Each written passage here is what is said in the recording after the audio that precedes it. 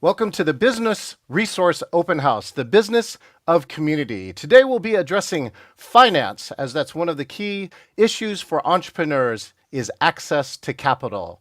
As we begin, we're happy to announce our musician for today. This gentleman has his own Spotify channel, and he's coming off of the Seattle Center concert for the API Heritage Festival. Please welcome to the stage, Nikhil Baga. Hi, I'm Nikhil, and yeah, this is a cover. Jack Johnson. This is Better Together.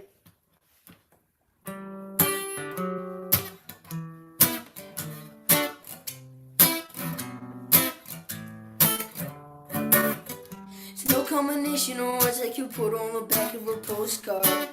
No song that I can sing, but I can try for your heart. Our dreams and me are made out of real things, like a photograph, a sepia tone loving. Love is the answer, at least for most of the questions in my heart. Where do we go and why are we here, and how come it's so hard? It's not always easy, and sometimes life can be deceiving. Tell you one thing, it's always better when we're together. Yeah, it's always better when we're together. Yeah, we'll look at the stars when we're together. Yeah, it's always better when we're together. Yeah, we'll look at the stars when we're together.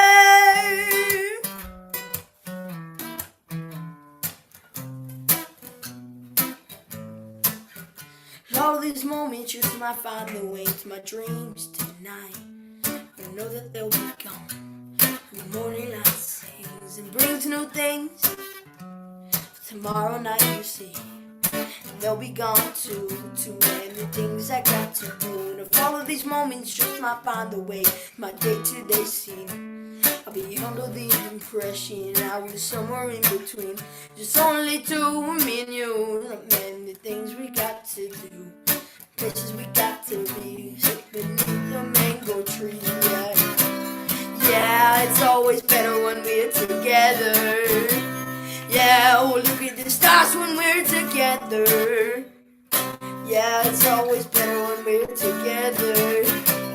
Yeah, we'll look at the stars when we're together.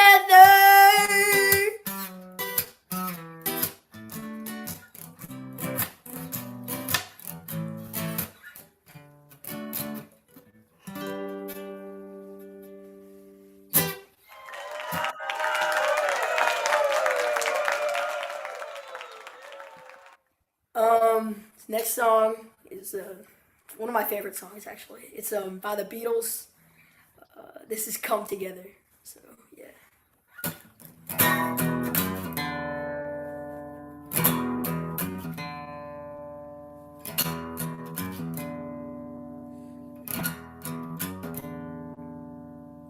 He went on flat one, he got grooving up slowly. He's got Dog Jam football, he's got hair down to his knees. Got to be a joker, he just does what he please. Oh yeah.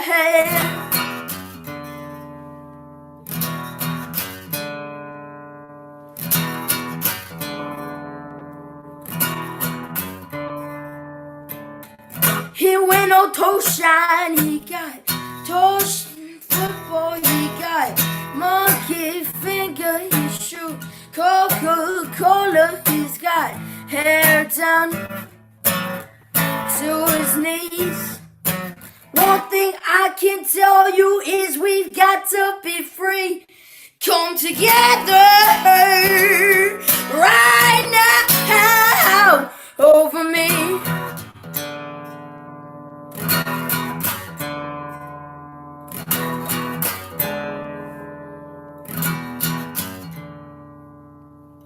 He bad production, he got Walrus gumbo, he got oh no cyborg, he won spinal cracker, he's got feet down below his knees. One thing in his arm. armchair, you can feel his disease. Come together right now over me.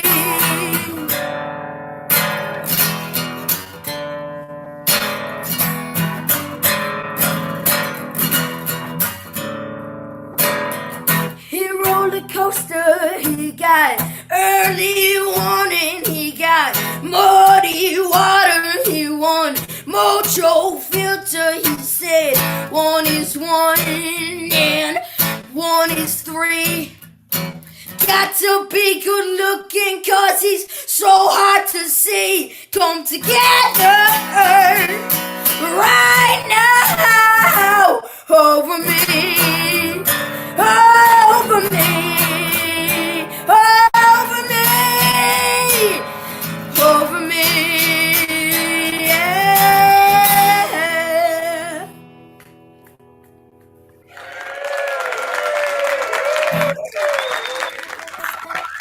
Alright, I got one more song. This is an original song that I wrote. You can find it on all platforms, Spotify, Apple Music.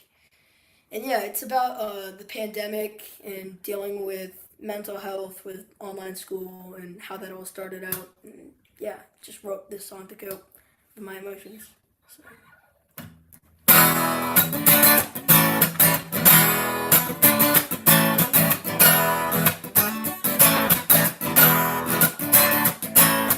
All these thoughts inside my head are driving me crazy.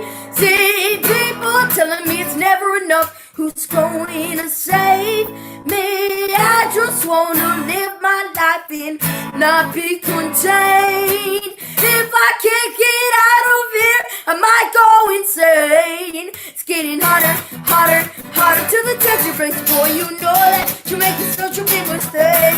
Harder, harder till the tension breaks. Boy, you know that you're making such a big mistake.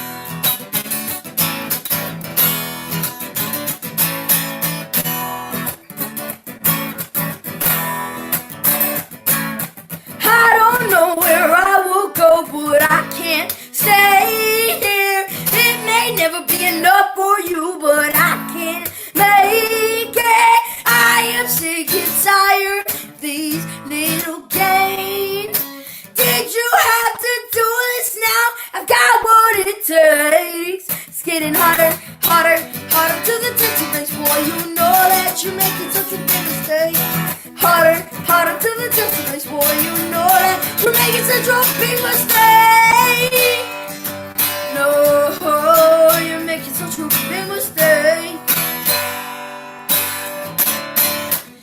No, it's getting harder, harder, harder till the tension breaks. Boy, you know that you're making such a big mistake.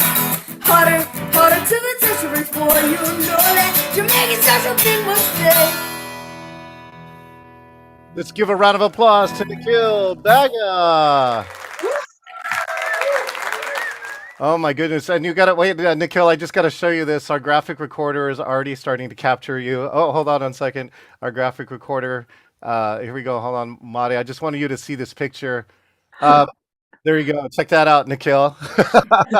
Hey, You Nikhil. gonna be in here, Nikhil.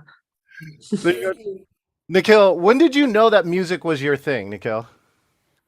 Well, I started taking piano at a really young age, and yeah, I just always loved music. It's always just been a part of me, and yeah, I just picked up the guitar a couple years ago, and yeah, I just love it.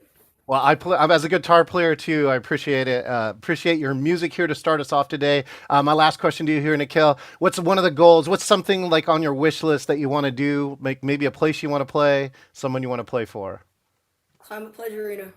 Climate Pledge Arena right here in Seattle, Washington. Let's give him one more round of applause. Nikhil Baga, available on Spotify and his website. Thank you so much. I'm John Chen. I'll be your producer today for the Business Resource Open House. We have so many amazing features here. This program, brought by these two people I'm about to introduce you to, it's really their vision to have this program be accessible by so many businesses and people here in Seattle. First, let's bring to the stage the one and only from the Seattle Public Library, Jay Lyman. Hey, Jay, how you doing? Great, thank you, John. Wow! I can't wait to go to that concert at Climate Pledge Arena. I'm ready to click for my ticket. Thank you so much, Jay. And by the way, Nikhil, if you didn't see it, go back and see the replay. The participants list reactions were going off all over the place. We got celebrations, applause, and everything else. Now, this woman too has been here at the beginning. The Business Resource Open House, a part of the Beacon Business Alliance. Let's give a round of applause for Angela Castaneda. Hello, Angela. Hello, everyone. It really sets the stage. Thanks, Nikhil. I think the songs you chose, and then also bringing yourself and sharing your original work as well, and talking a little bit about your strategic planning for the future. It's what we're talking about today. Whether you're creative or a small business with brick and mortar, today the goal is to really connect you with resources and have conversations that in this space are emergent. So I'm here to right now introduce a way we're doing that by having multiple languages served here. So I would like to have the interpreters come forward. We're all right now in an English channel so you can understand us and hear us. But what we're doing is we're setting it up so that you can choose a different language if you prefer, a language that you prefer.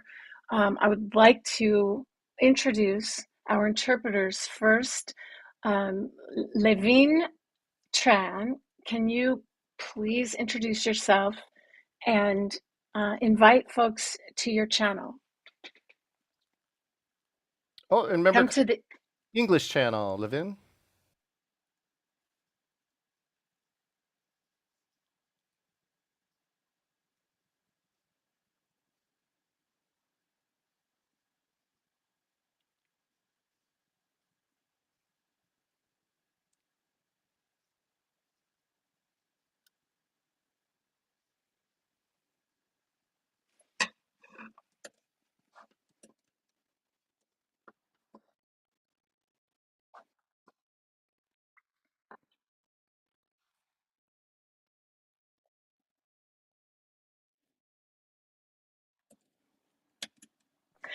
and Iris Riveros. Can you come into the space with us and introduce?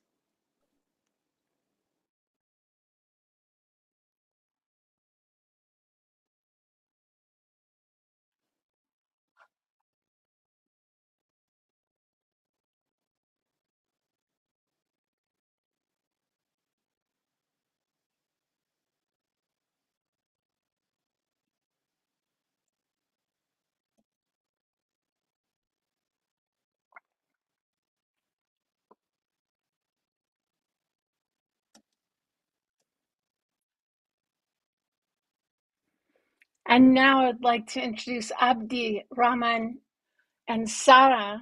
If you both could come forward or one after the other and just introduce yourselves uh, in the English channel. Yes.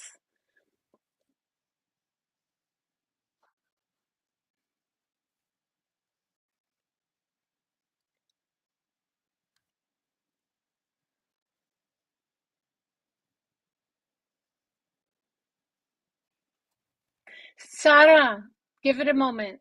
Um, Abdi, is it possible for you to show your screen just for a moment to say hello? He's looking for his camera right now, Angela. Okay. And Sarah, we can hear you. Can you say hello and introduce yourself real quick?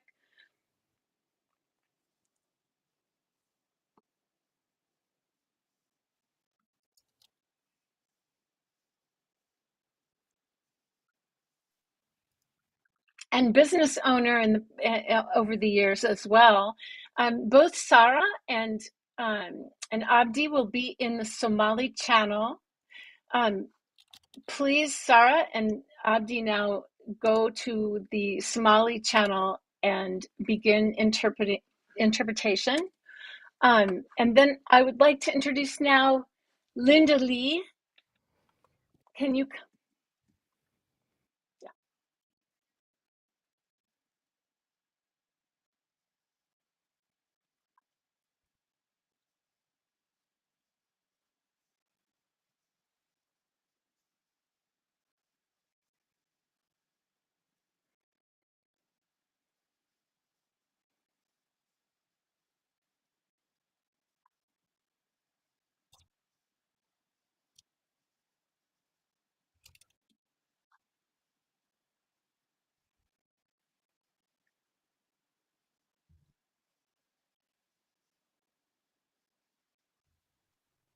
Thank you so much. Welcome, interpreters, and we welcome you to the language channels. Another wonderful thing we've got going today is the graphic recording. I'd love to introduce Mari Shibuya, who you will see during this event as she builds on her beautiful creative rendition of what's going on today. Hello, everybody. I am so excited to be with y'all and so excited to capture this important conversation around different ways of creatively financing our lives. All right, that's beautiful. That's it from me. Thank you. Another way we like to show, honor everyone that's in the room, in the space, is also to provide and do something around a land acknowledgement to show that we are honoring that as well. And to do that, we have Will Booth. Will, could you please come? Thank you. Yes. Hello, Will. Can you introduce yourself and provide that? Inde Wilawalu, Siganum Hananax Arayuta, Wiluayu, and Haratapegu Aradihoksku, Gitland Diwit Natalu, Vincianu, the Adult Diwit Dogu, Slakiget, Lakiop, Dipdawash. It is important to understand that land acknowledgement is not a practice developed by colonial institutions. Rather, land acknowledgements is a traditional indigenous custom dating back generations. For non-indigenous communities to provide land acknowledgement shows their respect in honoring the indigenous peoples of the land in which we all live and work. Land acknowledgement is a simple way of resisting the erasure of indigenous histories and works towards honoring and inviting the truth. We acknowledge that we gather today on the ancestral lands of the first people of this area, the Pacific Northwest coast, and the Coast Salish peoples past, present, and future. We honor with gratitude on which we will build and reside, and we honor the first peoples who have stewarded these lands and waters since time immemorial. We acknowledge their confirmed presence, contributions, and heritage. And we acknowledge that we as a community are caretakers of this land for all beings and all generations to come. Hoit, Waiawa. Thank you, Will. I want to just make another comment to say, even if we're talking about finance, we still need to set the room and set the vibe and open it up for making connection and building trust. So I really appreciate all of you so far in providing that for us. Jay, I just wanted to make sure everybody knows we're live streaming. I'm going to put that in there. I'm handing it off to you. Thank you. So Angela's going to put the link to the live stream in the chat. And I want to just encourage everyone to please take a moment, while we're talking here and share the stream. Put it out on your social media so that others can discover this. You can also share that stream after the event too. And people will hear what we've had to say today. So thank you all for joining us today. I am so very excited for this particular business research open house because we're going to be aad talking iyo aad baan ugu faraxsanahay some dadkeena halkan jooga oo ku soo biiray kulankan ganacsi. extremely exciting news to share here. And I'm hearing a little interpretation happening in this channel. So hopefully, I think Abdi may be interpreting into this channel. John, I'll let you do a private text there. Jay, I'm adding Abdi as an interpreter back into the Somali channel. Back to you. Perfect. Thank you. Well, I want to welcome you all here today, and thank you for being here. We're going to be talking about some work that the library has been involved with, that I have been involved with, and many other partners have been involved with here. And so I'm so excited to share about this work. I'm going to invite up onto the stage my colleagues Ahmed Abdi and Tina Matt to also help me here as we kind of set the stage and talk about the Muslim Community Finance Coalition and the work that we've been doing together. Tina, welcome. Thanks for being here.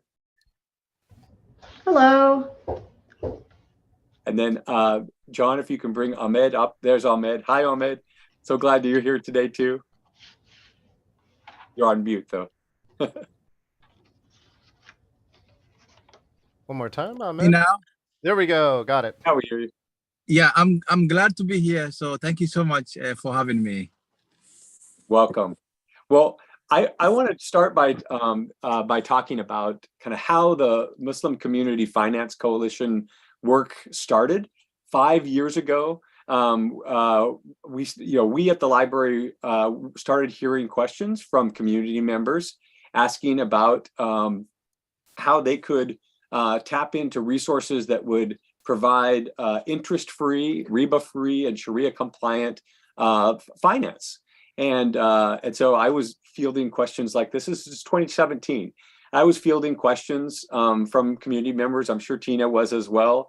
And we started asking around to find out, well, who does this kind of finance? And I distinctly remember kind of starting this email string, and it sort of exploding. Partners were being added to the string of like, well, do you do it? Oh, how do you approach this? So at one point, we all decided, hey, we need to get into a room and talk about this and find out like who in the greater Seattle area actually produces interest-free lending and how. So we convened a group of partners from different organizations, some of which you're going to hear from today, and others who are still part of the group and things too. But in that first meeting, we identified 9 different ways that organizations, nonprofit lenders, had approached this, and we started to understand that there were lots and lots of gaps in service, and so we decided we would continue to meet, and that we would talk more about how this should work, how this kind of finance does work, and what does work, and we've been meeting continually up till now. Tina, do you want to share a little bit about your perspectives from that early time period and like kind of what the group's been working on? Sure. So I was brought onto the libraries to business team to work with Jay to support the one-on-one business information appointments from the branches. And one of our commitments is like to not only provide one-on-one appointments, but is to also build relationships and to support particularly small business owners from traditionally underserved communities. And so like I myself had come across a lot of folks in like the Muslim community, particularly immigrant Muslims in the south end of Seattle. And one thing that I heard loud and clear, and this is when I was actually interacting with a group of like mainly women Muslim business owners. They were actually deconvened under the title, the name, the Women's Muslim Business Network. Yeah. And it's been a while, so it's like 2017, the end of 2016, early 2017. And one thing that we heard loud and clear during that time was that there were not only like an interest in business, but also lots of folks were afraid of risk and failures. Additionally to that, they were ultimately seeking funding and understanding financial systems and access to capital. Those were huge barriers to actually opening business in the Seattle area. And that was something that we wanted to support. And, as librarians, a couple of things that we're really good at is like outreach and like research and convening groups. And that's what Jay did. And so I think the body of the work that we did, the main mission is to provide access, to bring a group of folks together to provide access to capital to the Muslim community who have been historically excluded from these opportunities and services. And then a big part of that is to align financials and transactions with Islamic finance values. So in the beginning, when we brought this work forward, it was actually under the title Islamic Finance Network. And then we changed that at some point to Muslim community to actually include the more like all of our stakeholders and community input. And I think this is where I'm gonna maybe move it to Abdi. And that's where Ahmed Abdi comes in. Great. Thanks for the opportunity. And I'm going to talk about why Islamic financial is necessary in the U.S. And one of the reasons why it's really important, and I became part of this group, is because if you look at there are about 3.5 Muslims live in the U.S. And this 3.5 Muslims that live in the US, most of them are excluded from the American dream of owning homes and cars. This is because Islam strictly prohibits bearing interest-bearing loans.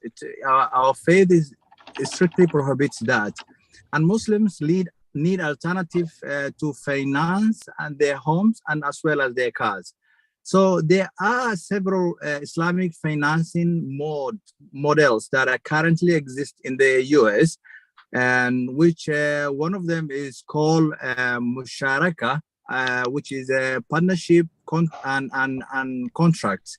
And then the other one is called Murahaba, sorry. Which is a sort of like, you lease something and then you find, at the end of those lease, there's an agreement where you can own whatever that you have leased. And there's also other means of financing.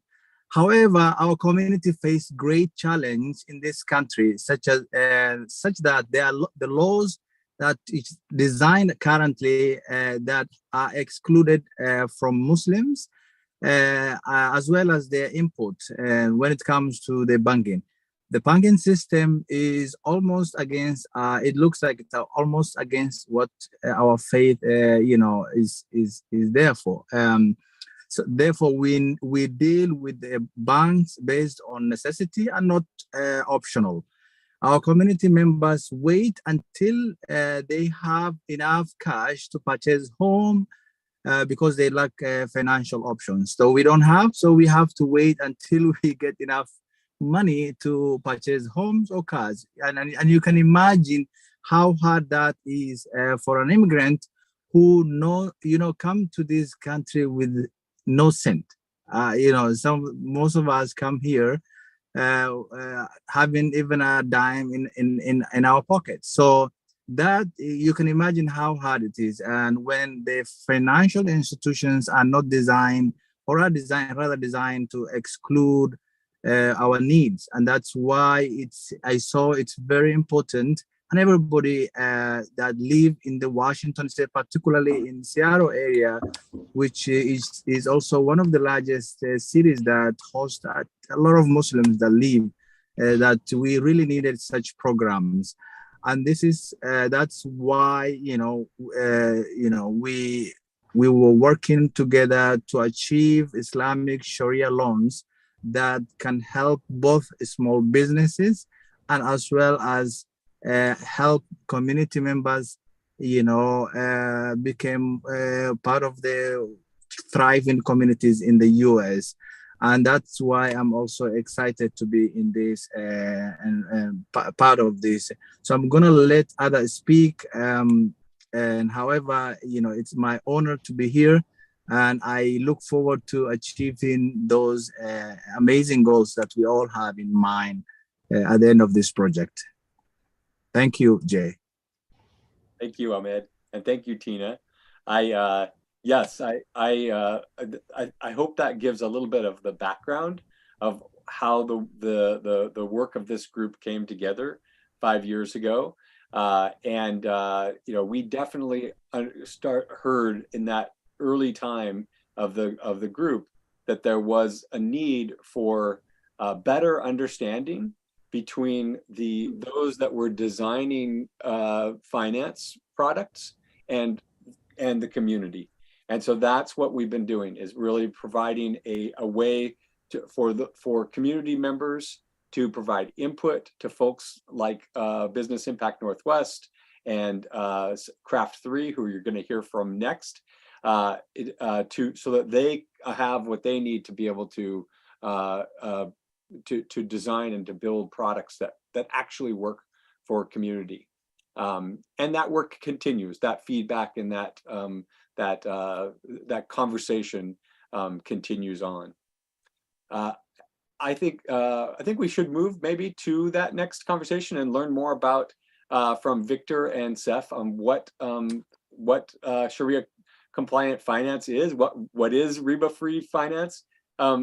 Tina or Ahmed, do you have any last words that you'd like to say before we pass things over to Seth and Victor? I just wanted to acknowledge, since that it did take 5 years, that a lot of the work, there was a lot of collective efforts, responsibilities, a collective expertise and ownership of the work, and a lot of creativity. My lights just went out. Creativity along with collective care while doing this work. And I really appreciated everyone that came to the table. Thank you. And for me, the same. They are very smart people in the groups, and we are, even though there was some breakdown during the early pandemic, but we continue despite that. And I am hopeful that at the end of we'll have 100% product that's gonna satisfy the Muslim community that also are part of this thriving community in the US. So thank you so much for the opportunity.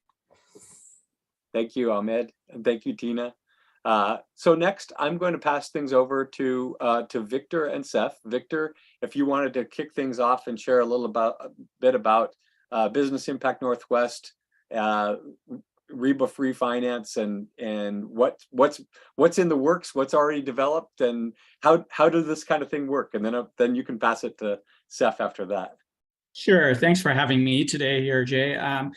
So I will say Business Impact Northwest has been around for about 25 years in the Seattle area and Washington area. We cover Oregon, Washington, Alaska, as well as Idaho. We run the Women's Business Center for Washington and Alaska, the Veterans Business Outreach Center for the 4 states, and now in Oregon, we also run the Minority Business Development Agency.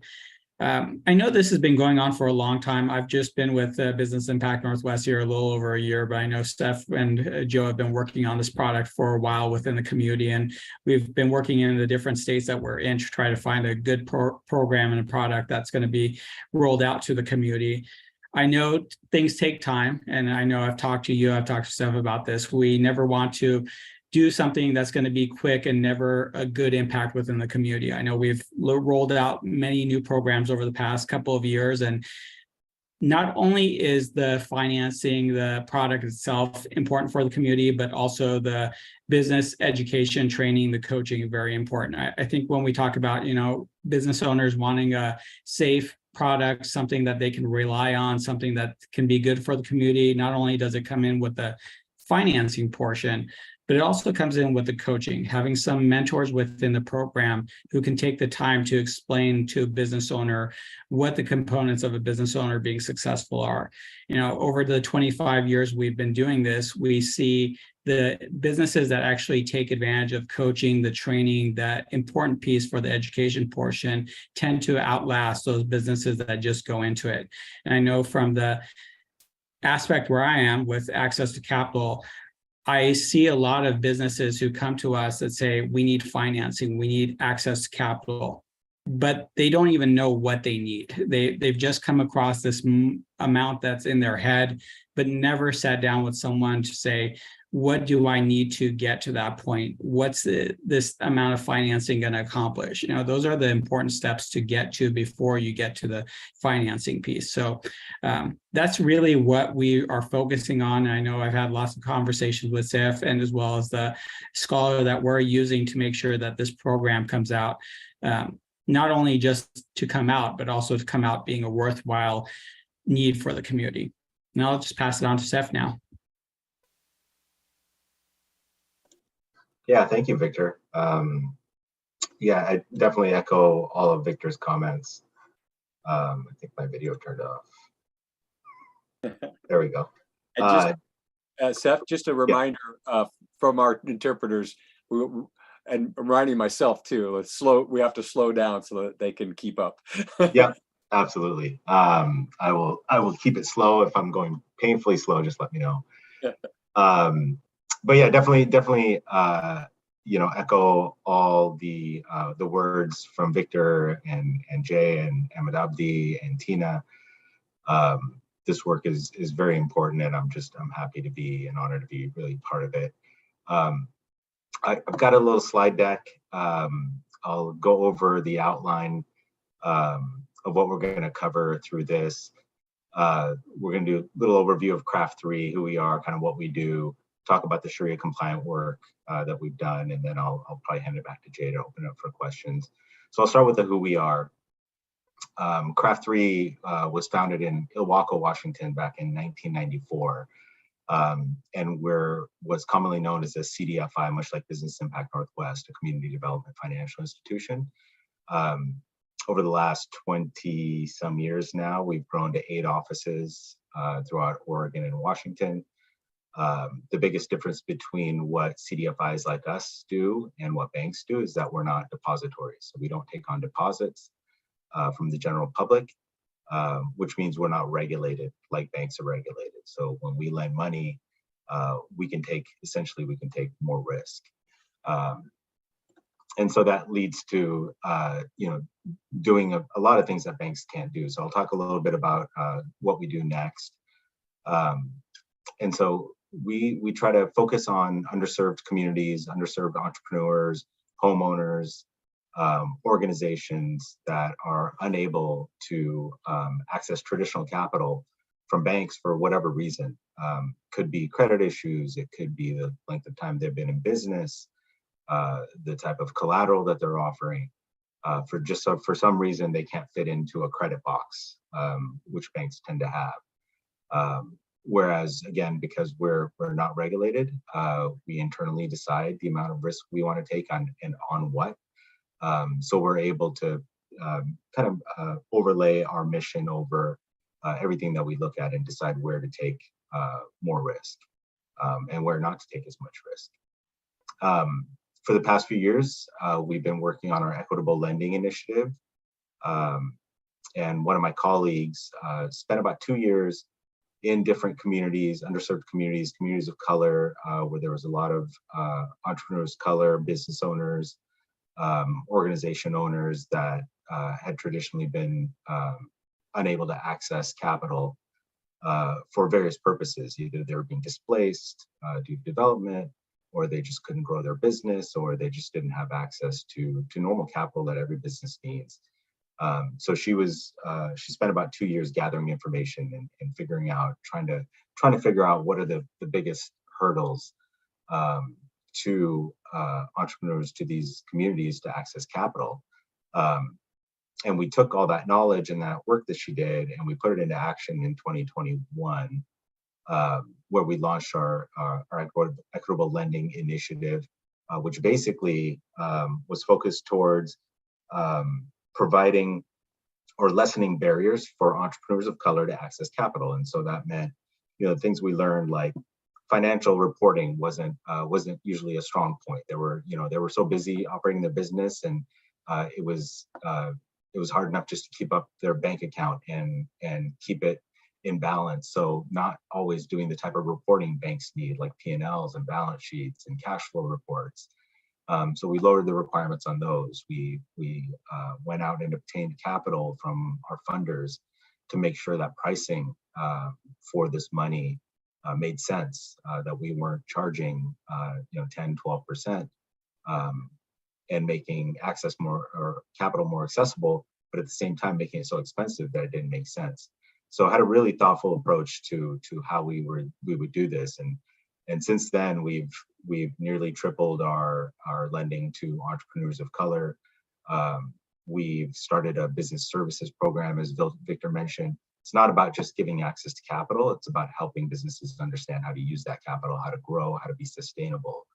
And that's essentially what our business services group does, is one-on-one coaching, access to resources like accountants, CPAs, bookkeepers, attorneys, that some of these entrepreneurs just don't have access to. So part of the development of that work, or piggybacked onto the development of that work, was Sharia finance as well. So we started our first Sharia finance program in 2019. As Jay had mentioned, and Ahmed Abdi, I believe, had mentioned, in Islam, it's prohibited to participate in interest. And interest really is defined by the loaning of money with a return without any risk involved. So like banks here do, they call it risk, but really there's not a lot of risk involved when a bank loans somebody money. You're signing a promissory note saying, I'm going to pay you back regardless of how well I do. If I fail, I still owe you the money. You can come after my house. You can come after my spouse, whatever it is. So that's really what how interest is defined, is a return on the capital without the involvement of the risk of loss or the risk of how that venture that you've invested in is doing. And so there's unique ways to structure that risk in a way where the investor or the financier does take risk. And there's various levels of that, and based on the laws that we have to abide by here in terms of fiduciary responsibility, and when we are regulated by different types of state regulators, there's also things that we have to meet. So we kind of have to tiptoe into this a little bit, kind of carefully, but again, trying to keep the spirit of Sharia finance in play. So since we launched in 2019, it was a very specific product meant to help Muslim nonprofit organizations like mosques and community centers acquire and own commercial real estate. What I grew up in the Seattle area since I was 4 years old, so spent a lot of time here. I've seen the Muslim population grow from a handful of families when we moved here in 1978 and one mosque to thousands and thousands and hundreds of mosques. And a lot of these mosques just can't raise money fast enough, especially with the real estate prices in the Pacific Northwest the way they are and the way they increase, to be able to acquire properties.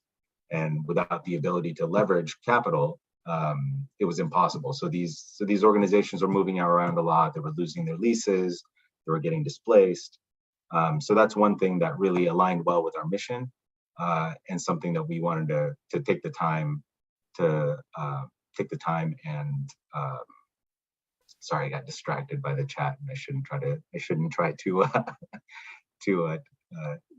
double task here.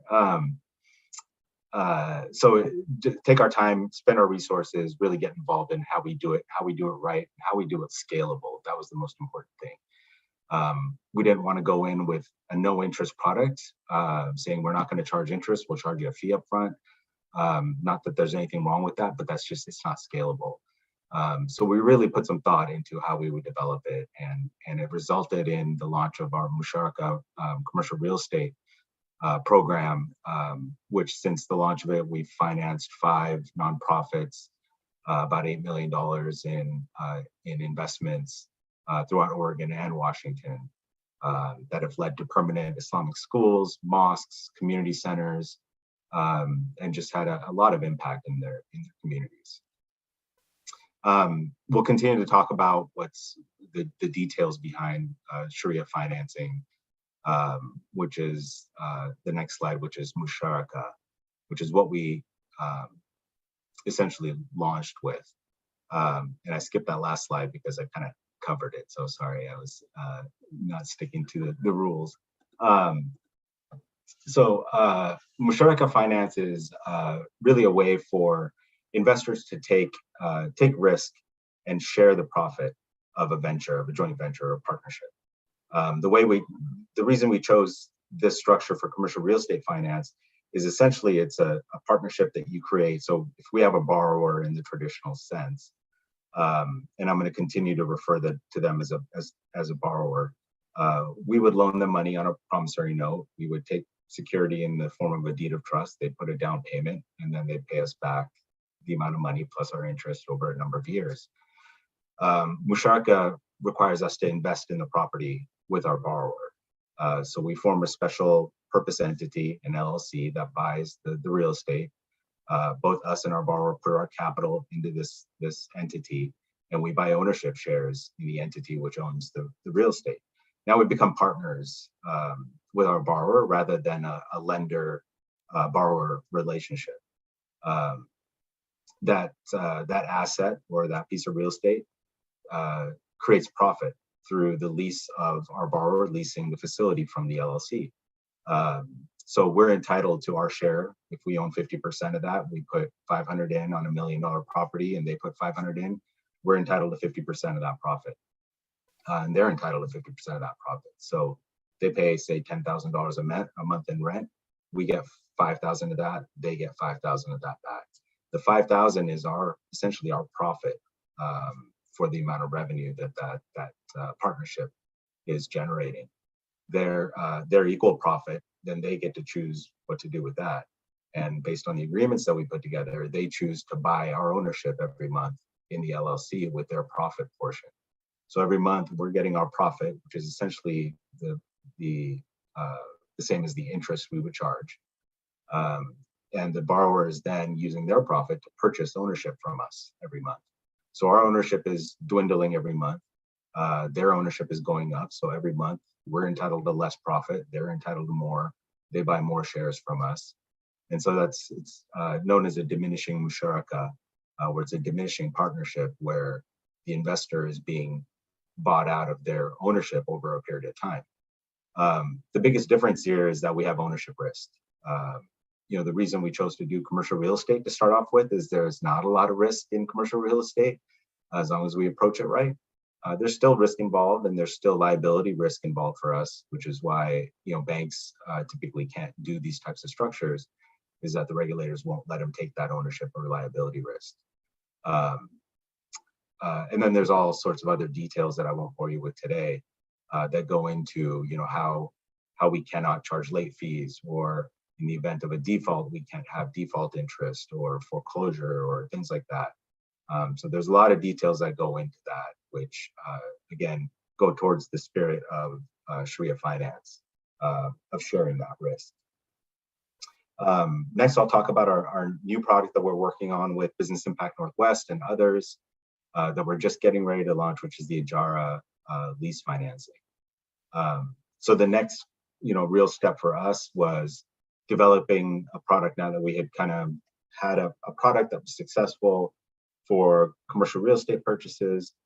The next thing was being able to offer capital to businesses that don't necessarily have a need to purchase real estate, but just have a need to finance their business, whether it's purchasing equipment, inventory, needing working capital, those types of things. And so the Ijara program, and these terms that I'm using are not made up. They're used all around the world in different countries as mechanisms for finance, especially Muslim countries, majority Muslim countries.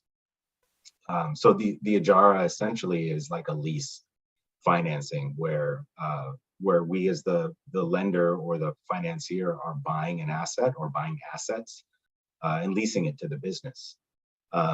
The unique thing about how we're doing this is that, if you hearken to a car lease, you go lease a car from somebody, you sign the lease paperwork, you're essentially renting the car for 3 years, and then you're agreeing to give it back or purchase it for a certain residual amount that's left over. And so there's no rate, essentially rate built into that. It's an agreed upon payment amount over a certain number of years. And that's exactly how this works. The unique thing about it is we had to really figure out how an existing business coming to us that doesn't have hard assets like equipment needs, say they're a grocery store and they've been operating for 3 years and they need working capital to grow, that equipment isn't going to be worth, say, the $100,000 of working capital they need. So on the back end, we had to come up with a very unique way to evaluate the value of their assets to make sure that the funding amount was available that they needed, and that it made sense, and that it could be applied uniformly across a grocery store, a CPA firm, a equipment company, a manufacturing company, whatever it was. So that's been a lot of the heavy lift, is trying to figure out how we make that fair and consistent, excuse me. And the approach that we take basically is that every business has assets. The value of those assets isn't just what I can go sell those assets for, like in a grocery store, the shelves or the furniture. It's also the value of what those assets can generate in revenue. And so we've got a formula that we use to go through that and come up with a valuation. And then essentially put together a lease where we contractually purchase those assets and lease them back to the business over 5 years, 7 years. And the end of the term, we sell them back their assets for $1. And it works out really well. I've talked a lot, and I've got a couple other slides, but happy to share those with you later. So I think I'll hand it back to Jay at this point to go over any questions or anything like that. Thank you, Seth, and thank you, Victor. I guess one question that probably is on people's minds is like, and we will send out a message to everyone afterwards. But if what Seth and Victor have been sharing is interesting, like, what's the next step? Like, if I'm a business owner and like what you just shared is like exactly what I need, and I'm hopeful that will happen. How do we go about it? Yeah, I'll start, and then Victor, I don't want to speak for you, but I know we're developing this together. We're at different stages. I think Business Impact is also developing other products behind this that will meet the need of the Muslim community and beyond. So for us, it's just send out an inquiry to us. Go on our website, let us know you're interested in Sharia finance and a little bit about your business. We honestly, if it's commercial real estate, something we can work on right now. The Ijara financing for working capital is probably about 2 to 3 weeks out. Probably right after the holidays, first of the year is when we'll start being able to process those. Thank you. Thank you. And yeah, same with us. We're in the process of launching it at the beginning of January. We're still in the process of making sure that all the documentation is done correctly. The same scholar that we're both working with is going over making sure everything is done correctly. And we're working with the different communities in Oregon and Washington to make sure that the first initial clients who come through the program understand that it is the launch of it. So we're going to be working slowly to make sure everything goes as smoothly as possible. Thank you. Thank you both. And if I understand kind of correctly too, and like the Craft 3 is going to probably take some of those larger capital finance things, and Business Impact Northwest will focus more on those that are smaller. Am I hearing that right? Correct. And, we've always had a great partnership, so we can always reach out to each other. I know there's sometimes that things that we can't do, we'll reach out to Craft 3 and vice versa. Jay, is it okay if I read from the chat the question and answer? In what languages is the business technical assistance to prepare for the loan being provided? Saif answered, Craft 3's technical assistance is available in English and Spanish currently. Another question, please put the links in the website. They're getting done. Could you please talk more about the real estate piece? Is a request. I don't know if that's something we can do right now, or if you could summarize. Yeah, happy to. Just high level. It's you know, we one of the things we didn't want to do, again, for the sake of scale, is change the way we underwrite things. So really, it's the documentation and the structure at the end that makes this Sharia compliant. The underwriting piece of it is exactly the same. You know, we look for anywhere from 0 down to 20% down, depending on the business. The approach we take is, again, not in boxes. It's all about kind of holistically what we're looking at for the client. So we ask a lot of questions and dig deep. But again, same thing. If you're interested in learning more, please reach out to me. My contact information is in the chat on our website as well. So reach out to me. I'd be happy to walk you through it. Wonderful. Okay. I know that we need to move. I know we need to move on. Jay, just let me throw in there that I know our interpreters are interested in making sure that languages are, things are being interpreted, and I know you'll get to that point, or you are at that point. So there's connections to be made here to make sure that happens. Yes. Yeah. Thank you, Angela. I appreciate you calling that out too. And we are going to move to the next segment, but this is a reminder that in the last half of this, after we've turned off the live stream, Seth, Victor, myself, Tina, Ahmed, we're all going to be in a breakout room, and we're going to be off camera, and we're going to be able to chat about, you know, needs and interests and all of that. So thank you, Seth, and thank you, Victor, for coming. And we'll connect here in that second half of the program. And we appreciate you being here. Thank you.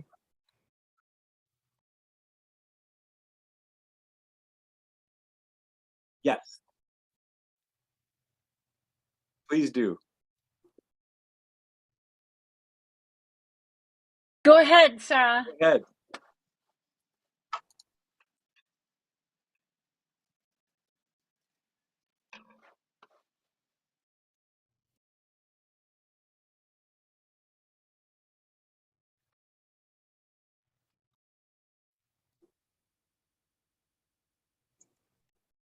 We do hear you. Yes.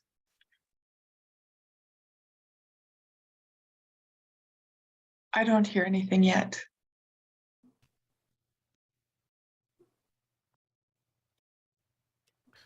Jay, Sarah's one of our interpreters, and she's currently on the English channel. So go ahead and continue, Sarah.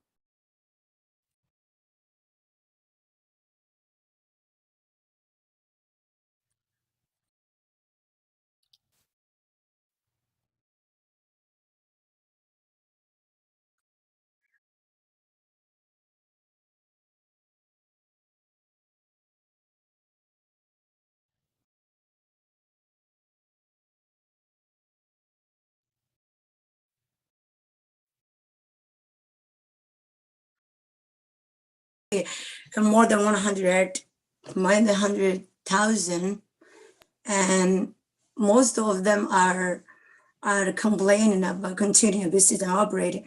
I don't know if you heard Amazon accepting EBT. I don't know why.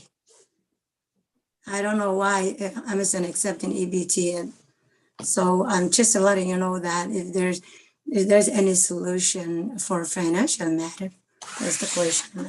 And Jay, just so you know, can you just recap Sarah's key points? I got her English in here halfway through, so if you could just summarize and see if you can answer. Thank you.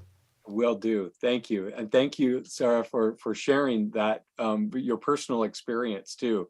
So I heard, just for everyone who wasn't able to hear it, I heard Sarah talking about her experience as a business owner in Southeast Seattle, and the struggles and difficulties that others in her community are facing, and like so many barriers to support, including financial support, and also that they were forced to shut down the business. Am I saying that right, Sarah? Yeah. I guess I would respond with I think that is exactly what we're hopeful to be able to do with the Muslim Community Finance Coalition work. That the work that the whole group has been working on is really to try to help provide more access to financial capital for Muslim-owned businesses in Seattle.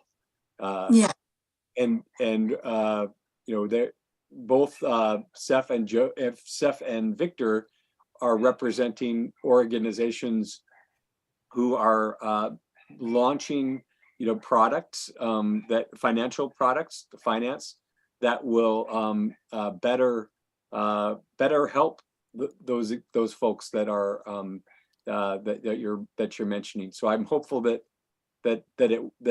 you'll take some in the second half of the program, come in and talk with Seth and I and Tina and Ahmed and Victor in that breakout room too. Thank you so much. Thank you for sharing. You're welcome. Appreciate that. And so next, I'm going to move to invite Walter Acuna to the stage. Walter, thank you for being here. I'm going to let you introduce what you want to what you're going to share with us today, and just thank you for being here. Appreciate it. Sure. Thank you very much, Jay.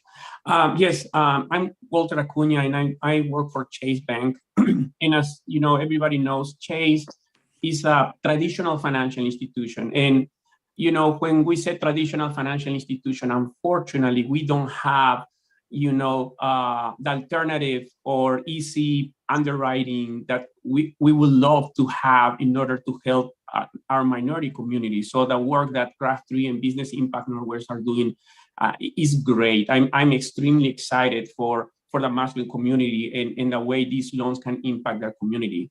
However, if we talk about traditional financing, I'm extremely excited to announce that we just launched our new special purpose credit here in the state of Washington, which is going to provide for traditional financing an easier way for underwriting with minimal documentation, as well as below traditional financing credit scores, and also unsecured loans up to $250,000.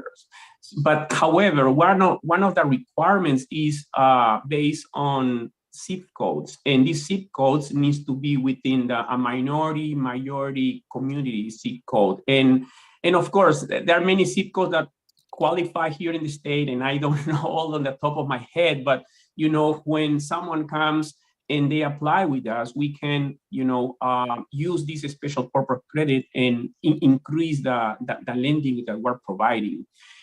In addition to that, the new role that I have right now as a senior business consultant, if for whatever reason the business owners don't qualify with us, I can refer them to business partners, again, like Business Impact Northwest or Craft3. And they don't have to be a Chase client, which is also really attractive because traditionally, banks, we're trying to keep as many customers as we can, but we really weren't providing a good support for our business owners. So we want to change that, and that's why we're building these partnerships, and where we are able to refer whoever is not qualifying for our loans out there. But also traditionally, we didn't provide technical support, and now that I'm as a senior business consultant in the brand new Minority Entrepreneurs Program, we are providing technical support for our clients as well.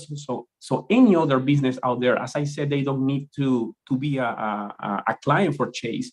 And for this specific program, we're offering coaching 101, which can help the business in any capacity they need. The program can last up to 6 months. So pretty much what we keep them in our portfolio, we talk to them, we teach them about financial statements, we teach them about how to package a loan. And again, even if they don't qualify for us, we help them to qualify with any other lenders out there. We're also providing some workshops in the community. I work with several Chamber of Commerce and some other nonprofit organizations, and we talk about access to capital, we're talking about cash flow, we're talking about building a trust of advisors. And we notice that business owners as well, they are so focused in that's the role in their own business that sometimes they need the support of a good accountant, maybe a lawyer, insurance company, all that. So we can also help finding the right professional, helping with that specific capacity. So the program, again, is they don't have to chase to bank with us, and we are providing all these services totally free. Right now, we have the services in Spanish and in English. And of course, I'm going to leave on the chat all the information, how to reach us. I'm going to put my contact information. I'm going to put some resources we have out there. On the Chase website, we have great resources that talk about cash flow, access to capital, including marketing, because we notice that social media and all that is big, and a lot of times people having a hard time how to manage social media. We also have classes for that. So I'm going to share that information on the chat.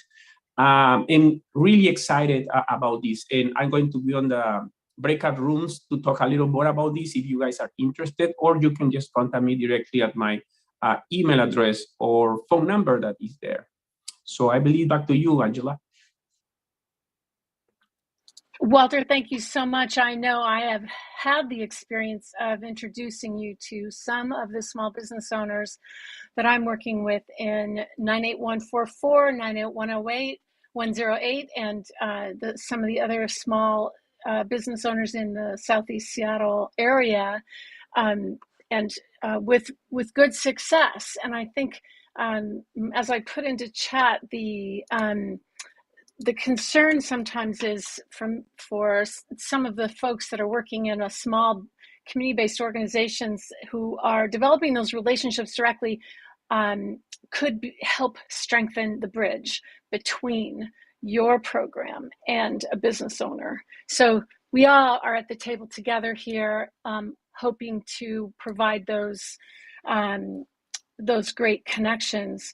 Right now, we're moving forward, and I'd love to introduce Angela, Taj. there is one question, if you don't mind. Abdi asked, do you offer services in the 98126 and Southwest communities? And then you can move on. Yes, so right now, the services are all Washington State. The special purpose credit is just for lending. So if someone is going to apply for a loan, that's when the zip code applies. But for the Minority Entrepreneurs Program and the technical assistance is free and is available to Washington State. Thank you, Walter.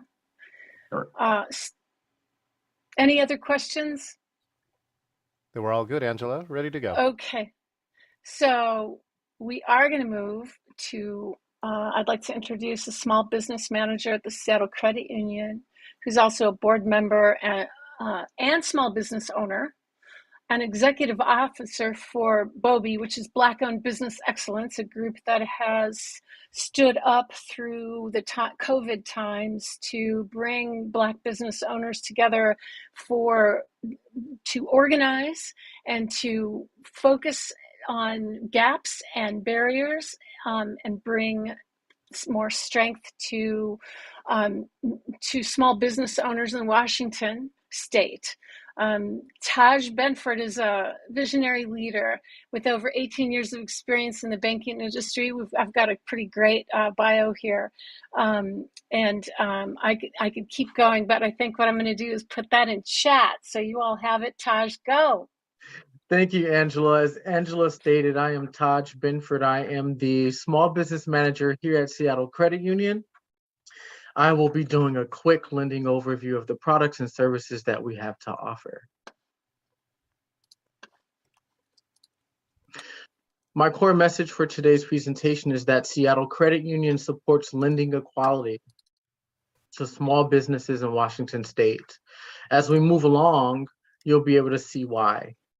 But before, I wanted to explain the difference between a bank and a credit union. What's the difference? Banks likely have more ATMs and branches. Sometimes they have higher interest rates on loans. Their financial technology may be a little advanced than a smaller credit union. Banks may offer lower APYs, which is annual percentage yields, on savings accounts, CDs, deposit accounts. Banks may have more convenience because, of course, they're larger corporations. They have a ton of locations and they have the capital to do that. More higher fees, more products, and their accounts are federally insured up to $250,000. Credit unions may offer lower interest rates on loans. Credit unions may have fewer branches and ATMs. Seattle Credit Union currently has 10 branches in Washington state, and we are smaller, so we're going to have smaller branches, right? Credit unions tend to have higher APYs on savings and deposit accounts, less access to financial technology, fewer and lower fees. So when you see those deposit accounts and you have to make a direct deposit of a certain amount every month to have that fee waived, credit unions tend to shy away from those things because they're more community focused, and we focus on those lower income communities. Credit unions can have fewer products offered because of smaller customer base. Credit unions can have excellent customer service and financial education series and workshops. Credit unions are also, accounts are federally insured by the National Credit Union Association of up to $250,000.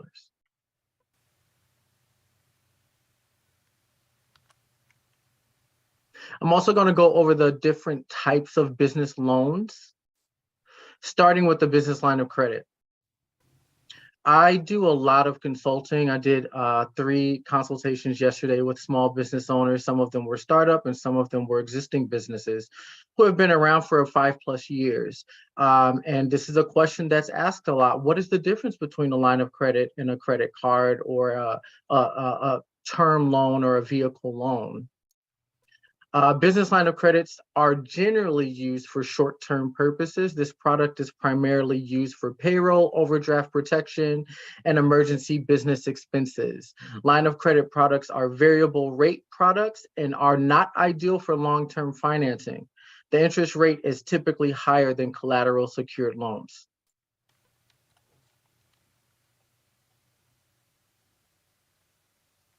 Secured, unsecured term loans are commonly used for large purchases and will take time to pay down or pay off. So, line of credit, it's an open line. You can use that at any time. That is used for short-term lending.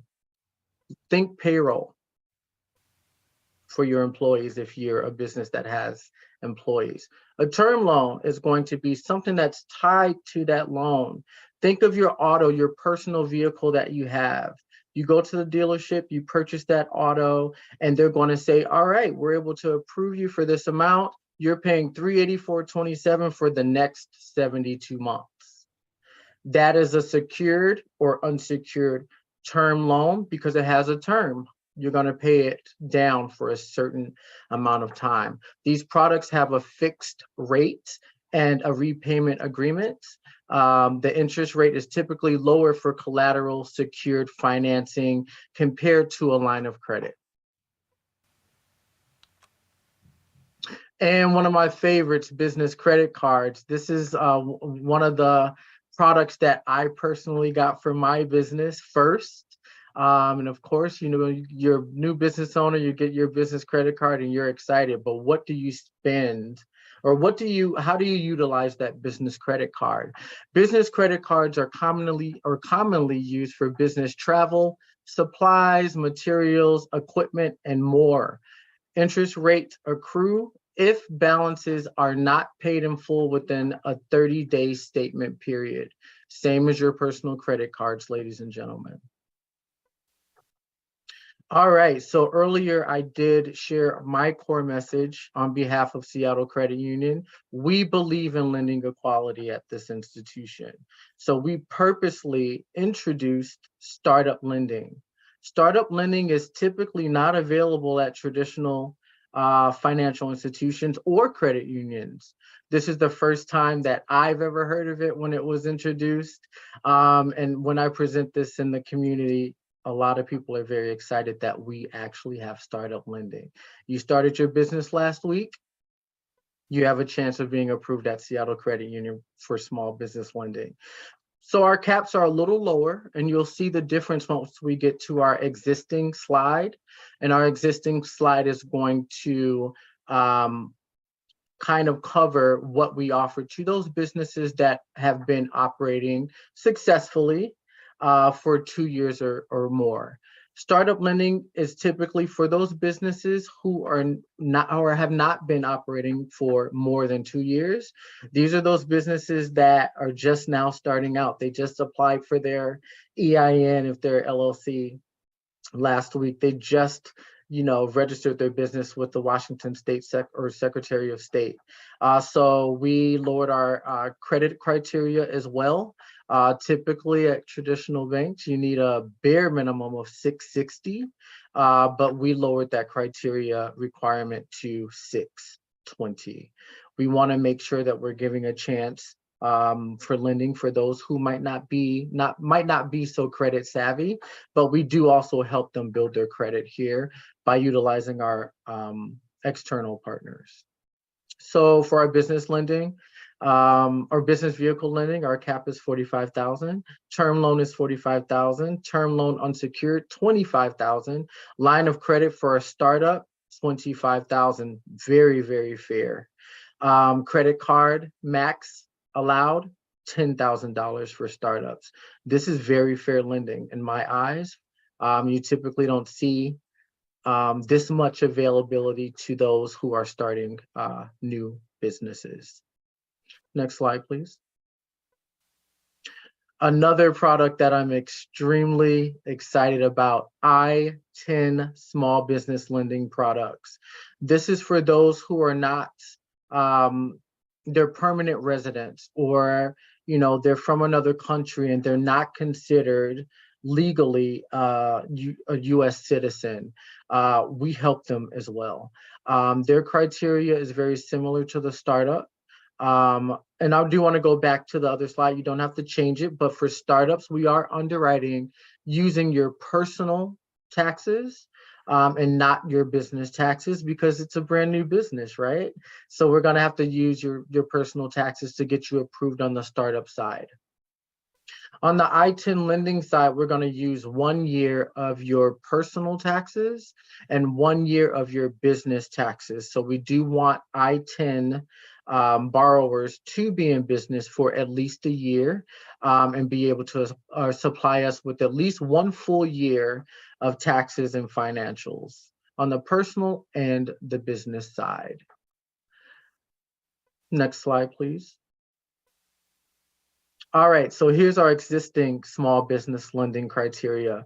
We want to make sure that we're lending to everybody, and I made sure that I presented those 2 slides first. This is for those businesses who are a little more seasoned. They've been in business for at least 2 years.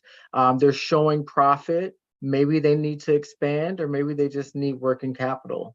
For our business criteria, existing businesses, our max loan amount on business vehicles is 100,000, term loan 100,000, term loan unsecured is 50,000, line of credits is 45,000, and our business credit card rate or limit is 45,000. Now, if you see the financial requirements for our existing businesses, it's a little different. So we're going to ask for 1 year of taxes for on the personal and the business side. Some banks do require 2 to 3 years of taxes. At this time, we are not requiring that piece. We also decided to keep the credit minimum score of 620 across the board for all borrowers. We did take into consideration that we are in a pandemic. We were just in a pandemic, or however you want to see it. I think we're still in a pandemic, but some people were, their credit scores were heavily affected by the pandemic, especially business owners, because they had to use some of those funds, some of their business funds for their home mortgages and, things like that. They had to commingle funds somehow, and some of those bills just, couldn't get paid. So we want to make sure that we, kept it fair. And we kept that credit criteria at 620 across the board for all small business borrowers. Taj, did you already address, there's a question in chat you may have already covered. Does Seattle Credit Union have shared branching with other credit unions? Some of our locations do have shared branching, but that's a one-off question. That's something that we'll have to address at a later time. And my email is in the chat right now. And please feel free to reach out to me directly. Wonderful. Thank you, Taj, so much. That's amazing. And thank you for being here and for sharing about those programs that you've been working on. And remember, that if you're here and want to talk more with Taj about this, there's a segment that comes up after this part where you can do that. So thank you so much. Thank you. We're gonna bring up Lisa Smith, who's gonna talk about grants for profits and for nonprofits. Lisa, take it away. Hey. Good afternoon, everyone. First of all, thank you, Jay and Angela, for your extraordinary vision. These workshops have always been amazing. John, you're excellent at this, back office production part. My name is Lisa Smith. I use she, her pronouns. I am the executive director of the Washington State Microenterprise Association.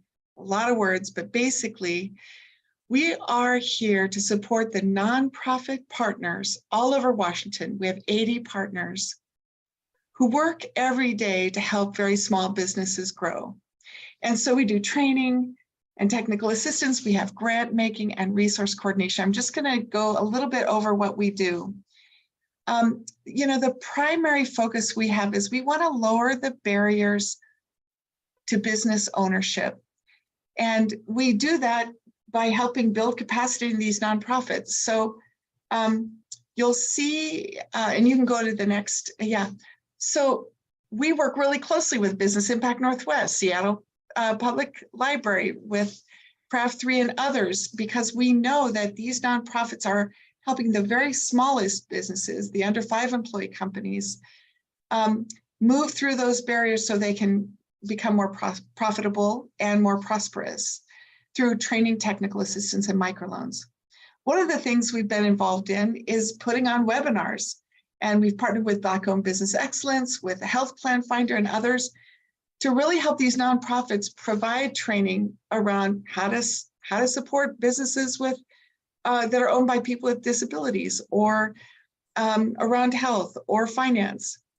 The second part of what we do is grant making. So Last year, we were able to grant out 1.6 million. It'll be more this year. And we want these grants to go to nonprofits that are helping dedicated groups like this organization. We want to help lower the barriers, and we want to be able to do this more effectively through these nonprofit partners who are this close to the businesses they're serving. Last part is BizLink, Evergreen BizLink. And I want everyone to have this on the tip of your tongue, because we know that if a business 24/7 can find the nonprofit, public, and academic partners near them, they can help them with their business. That's going to really be effective. So Evergreen BizLink is up and running. We haven't done a full, promotion yet because we have only 80 partners. We have another 50 to go. But any business, a woman of color who is a veteran and she's a farmer and she lives in Moses Lake, she needs a microloan, she can put all of that information in Evergreen BizLink right now and get access to the resources that she needs.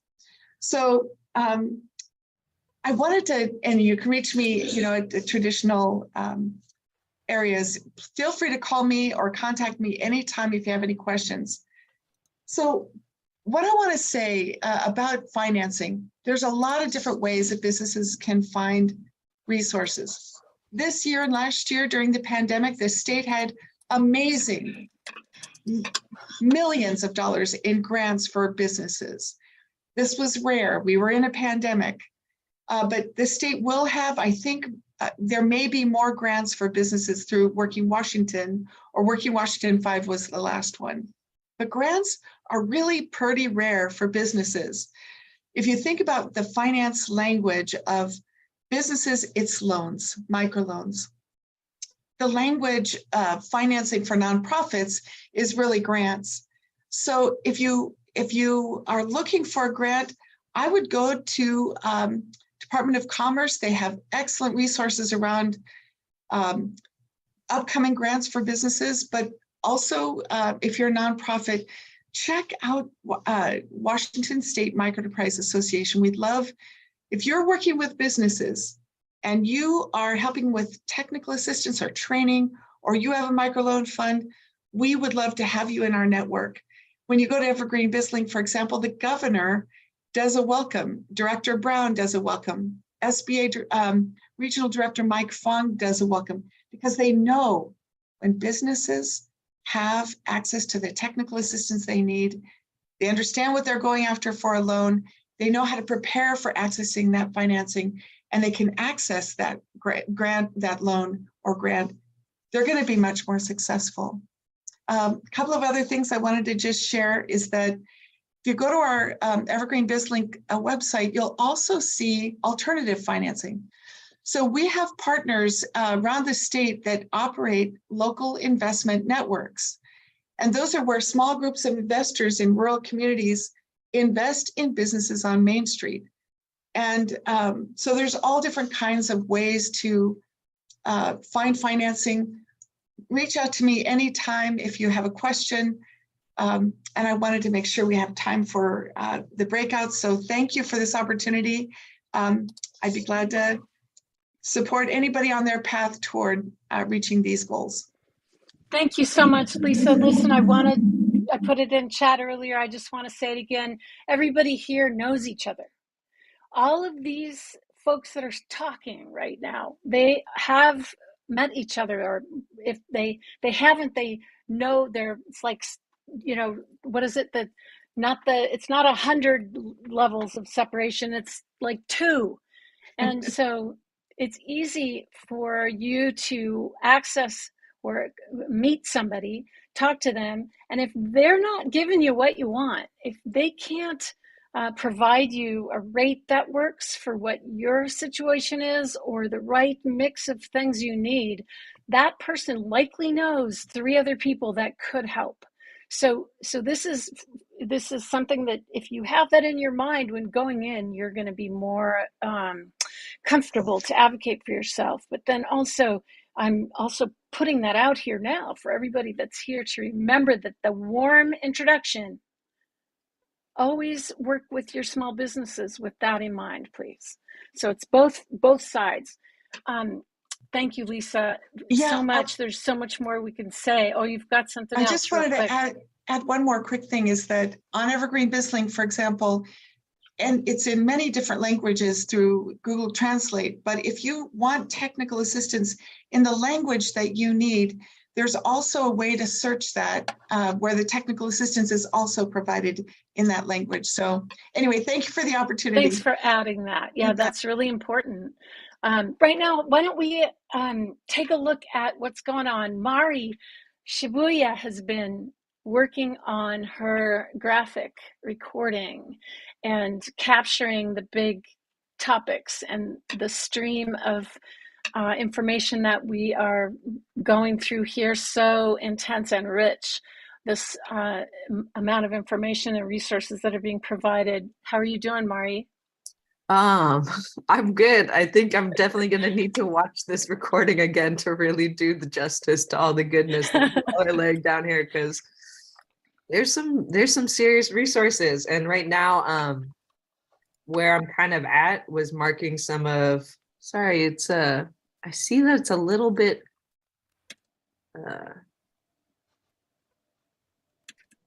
is that okay? There you go. You can kind of see it now.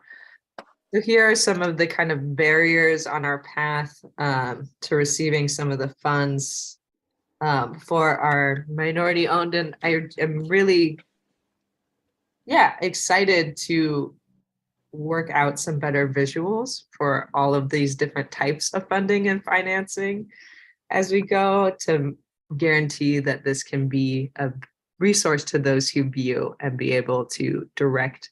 I know in the past we haven't really wanted to call out specific orgs, but I feel like this is the one to call out specific orgs that you can turn to. So I'm gonna make sure that that's intuitive and that folks can get there. But yeah, here's Thank a you, Mari. snapshot of our journey. I'll say another thing. Mari's been with us since the beginning. This is our 9th in the series. We started in August of 2020. And you all know what we've been dealing with through these past years. So if you are interested in that, in more of a creative brain, graphical, visual learner, those graphic recordings will at some point be available, maybe in the YouTube. We'll find a way to get them all listed there so you can come back and look at what we've done over these couple of years. A lot of good information sharing. Right now, I would really like to ask you all to put into chat something you've learned.